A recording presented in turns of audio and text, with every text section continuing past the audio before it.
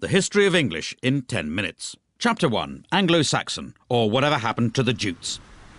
The English language begins with the phrase, "Up yours, Caesar," as the Romans leave Britain, and a lot of Germanic tribes start flooding in. Tribes such as the Angles and the Saxons, who together gave us the term Anglo-Saxon, and the Jutes, who didn't. The Romans left some very straight roads behind, but not much of their Latin language. The Anglo-Saxon vocab was much more useful, as it was mainly words for simple everyday things like house, woman, loaf, and werewolf. 4 of our days of the week were named in honour of Anglo-Saxon gods. They didn't bother with Saturday, Sunday and Monday, as they'd all gone off for a long weekend. While they were away, Christian missionaries stole in, bringing with them leaflets about jumble sales and more Latin. Christianity was a hit with the locals and made them much happy to take on funky new words from Latin like martyr, bishop and font. Along came the Vikings, with their action man words like drag, ransack, thrust and die. They may have raped and pillaged, but they were also into give and take, 2 of around 2,000 words they gave English, as well as the phrase, "Watch out for that man with the enormous axe." Chapter 2. The Norman Conquest, or Excuse My English. 1066. True to his name, William the Conqueror invades England, bringing new concepts from across the Channel like the French language, the Doomsday Book, and the duty-free Gaulois multipack. French was de rigueur for all official business, with words like judge, jury, evidence and justice coming in and giving John Grisham's career a kick-start. Latin was still used ad nauseam in church, but the common man spoke English, able to communicate only by speaking more slowly and loudly until the others understood him. Words like cow, sheep and swine come from the English-speaking farmers, while the à la carte versions, beef, mutton and pork, come from the French-speaking tops, beginning a long-running trend for restaurants having completely indecipherable menus. All in all, the English absorbed about 10,000 new words from the Normans, though they still couldn't grasp the rules of cheek-kissing.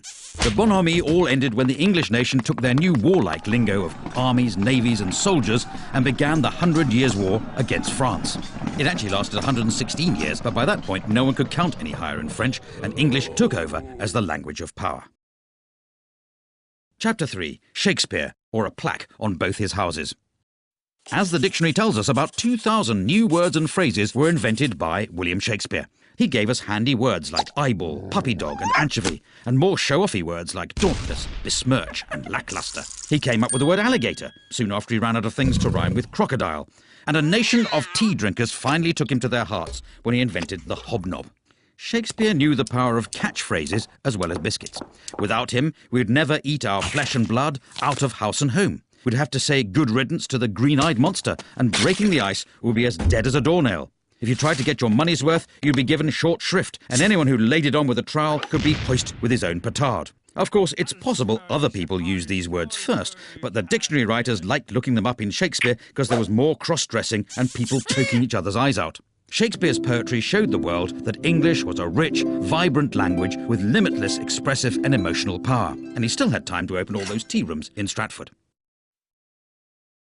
Chapter 4. The King James Bible, or Let There Be Light reading. In 1611, the powers that be turned the world upside down with a labour of love, a new translation of the Bible.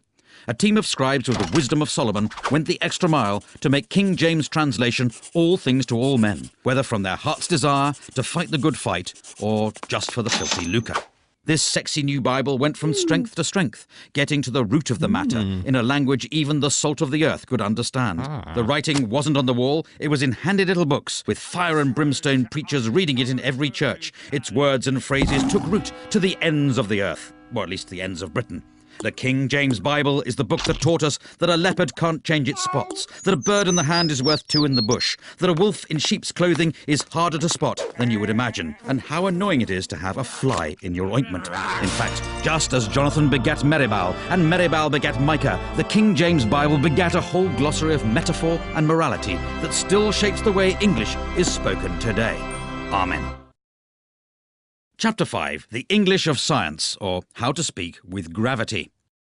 Before the 17th century, scientists weren't really recognised, possibly because lab coats had yet to catch on. But suddenly Britain was full of physicists. There was Robert Hooke, Robert Boyle, and even some people not called Robert, like Isaac Newton. The Royal Society was formed out of the Invisible College, after they put it down somewhere and couldn't find it again. At first they worked in Latin. After sitting through Newton's story about the pomum falling to the terror from the arbor for the umpteenth time, the bright sparks realised they all spoke English, and they could transform our understanding of the universe much quicker by talking in their own language. But science was discovering things faster than they could name them.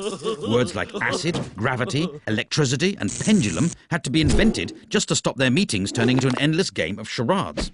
Like teenage boys, the scientists suddenly became aware of the human body, coining new words like cardiac and tonsil, ovary and sternum.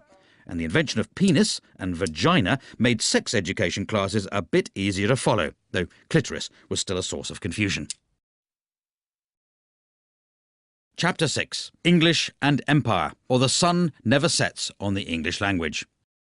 With English making its name as the language of science, the Bible and Shakespeare, Britain decided to take it on tour, asking only for land, wealth, natural resources, total obedience to the crown and a few local words in return.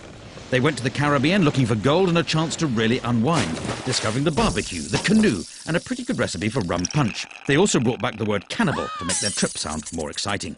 In India, there was something for everyone. Yoga to help you stay in shape while pretending to be spiritual. If that didn't work, there was the cummerbund to hide the paunch. And if you couldn't even make it up the stairs without turning crimson, they had the bungalow.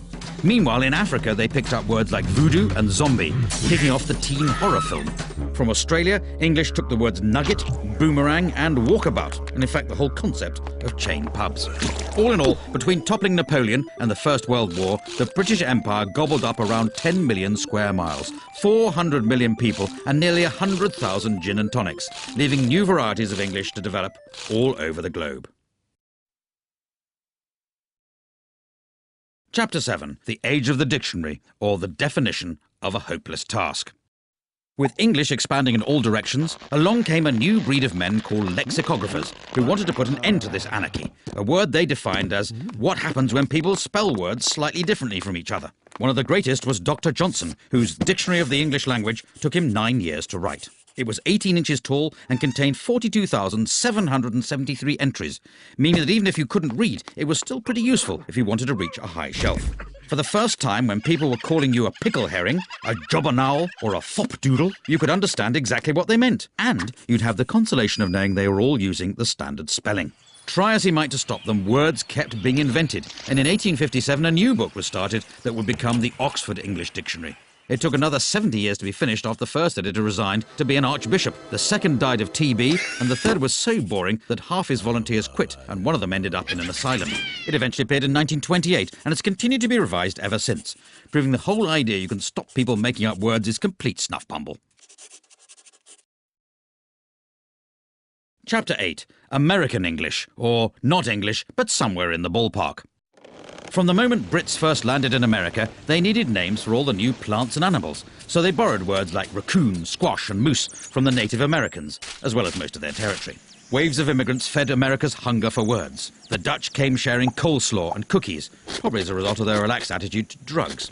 Later, the Germans arrived selling pretzels from delicatessens, and the Italians arrived with their pizza, their pasta and their mafia, just like Mama used to make. America spread a new language of capitalism, getting everyone worried about the break-even and the bottom line, whether they were blue chip or white collar. The commuter needed a whole new system of freeways, subways and parking lots, and quickly, before words like merger and downsizing could be invented. American English drifted back across the pond as Brits got the hang of their cool movies and their groovy jazz. There were even some old forgotten English words that lived on in America, so they carried on using fall, faucets, diapers and candy, while the Brits moved on to autumn, taps, nappies and NHS dental care. Chapter 9. Internet English, or Language Reverts to Type. In 1972, the first email was sent. Soon the internet arrived, a free global space to share information, ideas and amusing pictures of cats. Before the internet, English changed through people speaking it, but the net brought typing back into fashion and hundreds of cases of repetitive strain injury. Nobody had ever had to download anything before, let alone use a toolbar, and the only time someone set up a firewall, it ended with a massive insurance claim and a huge pile of charred wallpaper. Conversations were getting shorter than the average attention span. Why bother writing a sentence when an abbreviation would do and leave you more time to blog, poke and reboot when your hard drive crashed? In my humble opinion, became IMHO. By the way, became BTW, and if we're honest that life-threatening accident was pretty hilarious, simply became fail. Some changes even passed into spoken English. For your information, people frequently ask questions like, how can LOL mean laugh out loud and lots of love? But if you're going to complain about that, then UG2BK. Chapter 10. Global English, or whose language is it anyway? In the 1500 years since the Romans left Britain, English has shown a unique ability to absorb, evolve, invade, and if we're honest, steal. After foreign settlers got it started, it grew into a fully fledged language all of its own, before leaving home and travelling the world, first via the high seas, then via the high-speed broadband connection, pilfering words from over 350 languages and establishing itself as a global institution. All this despite a written alphabet that bears no correlation to how it sounds and a system of spelling that even Dan Brown couldn't decipher. Right now, around 1.5 billion people speak English. Of these, about a quarter are native speakers, a quarter speak it as their second language, and half are able to ask for directions to a swimming pool. There's Hinglish, which is Hindi English, Chinglish, which is Chinese English, and Singlish, which is Singaporean English, and not that bit where they speak in musicals. So in conclusion, the language has got so little to do with England these days, it may well be time to stop calling it English. But if someone does think up a new name for it, it should probably be in Chinese.